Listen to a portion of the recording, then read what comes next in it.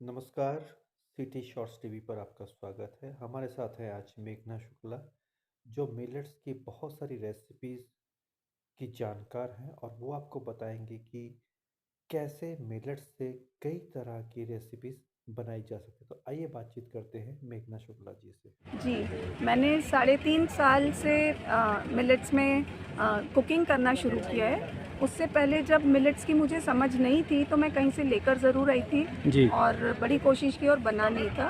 फिर थोड़ा-सा जब मुझे इस ग्रेन के बारे में अंडरस्टैंडिंग डेवलप हुई, उसके बाद से मैं प्रॉपरली इसे बना पा रही हूँ और उससे फिर बहुत सारी डिशेज़ क्रिएट करी हैं और बहुत अच्छी बन रही हैं। लोगों में ये बड़ा कन्फ्यूजन है कि मिलेट्स मतलब सिर्फ एक खिचड़ी होगा या कुछ होगा, तो मतलब आप लोगों का ये थोड़ा भ्रम दूर करिए कि मिलेट से क्या-क्या हम बना सकते हैं, कैसे बना सकते जी, हैं? मिलेट से देखिए सारी वो चीज़ें बन सकती हैं जो आप गेहूँ और चावल दोनों से बनाते हैं। आप you name it and you can make it. आप pizza, burger, bread, cookies, cake, ये तो जो है वो बना ही सकते हैं। उसके अलावा आपका कुलचा है, आपका पराठा है, कटलेट है, पकौड़े हैं, पानी पूरी है, चाट है और आप नाम बोलिए, आप सब कुछ बना सकते हैं। कोई एक मीठे में भी हलवा, लड्डू, पुडिंग है, अ, मालपुए हैं, पूड़े हैं, everything everything can be made. तो ये आइडिया आपको कैसे है कि मिलेट्स पे काम करना चाहिए? हाँ, देखिए एक्चुअली मैं एनवायरनमेंट पे, वाटर कंजर्वेशन पे काम करना चाहती थी। जी, जब रैली फॉर रिवर्स करके एक मूवमेंट चला था ईशा फाउंडेशन का, तो उसमें मैंने एज अ वॉलंटियर काम किया था। जी, तो 3-4 महीने जब उस बेसिकली एक तो मैंने थोड़ा ट्रैवल किया तो मुझे रियलाइज़ हुआ कि वाक़ई में पानी की जो समस्या है वो बहुत भयावह है। हमारी जी, वाक़ई नदियाँ सूख चुकी हैं। और दूसरा ये था कि उस मूवमेंट में हमें ये जानकारी मिली कि जो हम छोटी-मोटी चीज़ों में पानी सोचते हैं यहाँ बचाएँ, वहाँ बचाएँ, actually maximum water is being used in agriculture. कि खेतीबाड़ी में मैक्सिमम पानी यूज़ होता है। अगर मैं आज जो भी अनाज खा रही हूँ या खाना खा रही हूँ, एक्चुअली मैं वो सॉलिड फूड खा रही हूँ, लेकिन उसके पीछे कितना पानी यूज़ हो रहा है, वो एक अंडरस्टैंडिंग पैदा हुई। तो मैंने डिसाइड कर लिया था कि मैं वाटर कंजर्वेशन पर ही काम करूँगी। उसके बाद आई वाज़ जस्ट वंडरिंग कि मैं कैसे आगे बढ़ूँ, क्या करूँ और किस तरह शुरुआत करूँ। जी। तो इसी बीच मुझे मिलेट्स के कॉन्सेप्ट के बारे में पता चला। मैंने इसका 3 दिन का सिरी जीवन का कोर्स था डॉक्टर खादरवल्ली की डॉटर डॉक्टर सरला के साथ, वो किया।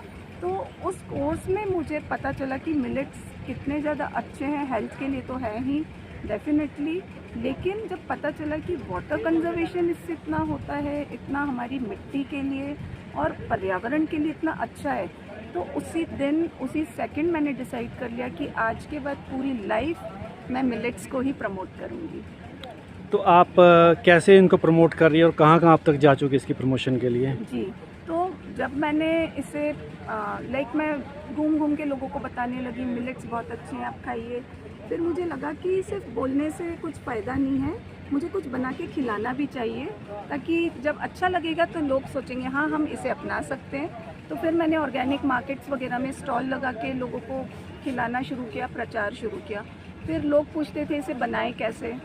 तब हमें तो ये अच्छा लग रहा है पर अब इसे बनाना कैसे है?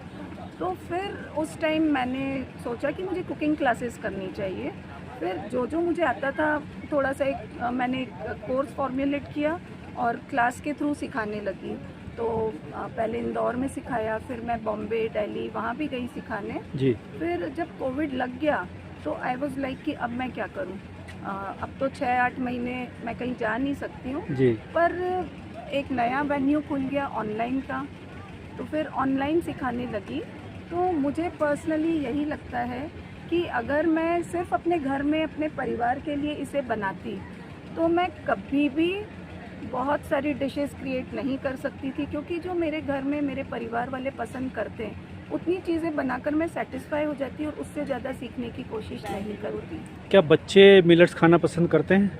जी हाँ, मेरे बच्चे मिलेट्स खाते हैं, बहुत शौक से खाते हैं और पूरे 12 महीने खाते हैं। बच्चों की कोई 1-2 रेसिपीज़ हमें बताइएगा कैसी हो सकती हैं?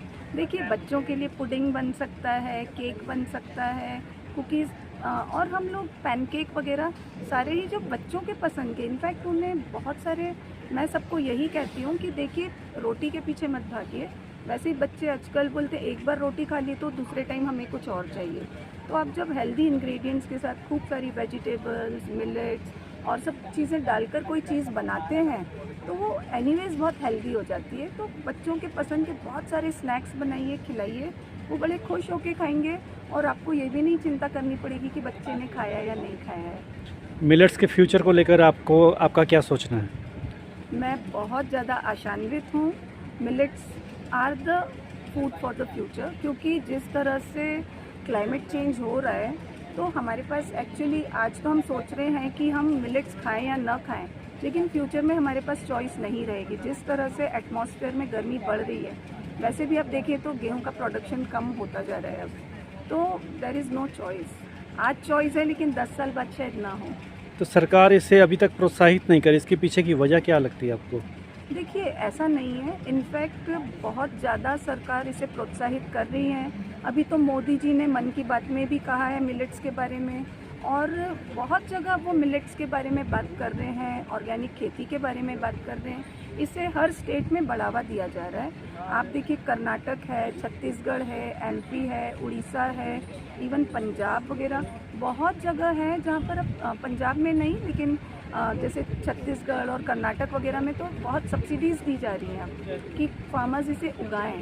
पर मेरा पर्सनली मैं सोचती हूँ कि किसान तो इसे उगा लेगा, लेकिन अगर कोई खाएगा नहीं तो उगाने से क्या सेंस है। तो मैं ज़्यादा कंज्यूमर्स पे काम कर रही हूँ। किसानों के साथ तो ऑफकोर्स हमारा जो काम है खेती से रिलेटेड वो है ही, लेकिन मेरा पर्सनल काम है कि मैं लोगों को सिखाऊँ कि इससे टेस्टी खाना कैसे बनाया जाए, तभी तो हम इसे अपनाएंगे। और जब अच्छा खाना बनाएंगे, अपनाएंगे, तो फिर तो हमें किसान को बोलने की ज़रूरत ही नहीं कि आप इसे उगाओ। सब्सिडी दिए बिना भी किसान उगाएगा, इंडस्ट्रियलिस्ट इसका कुछ काम करना चाहेगा।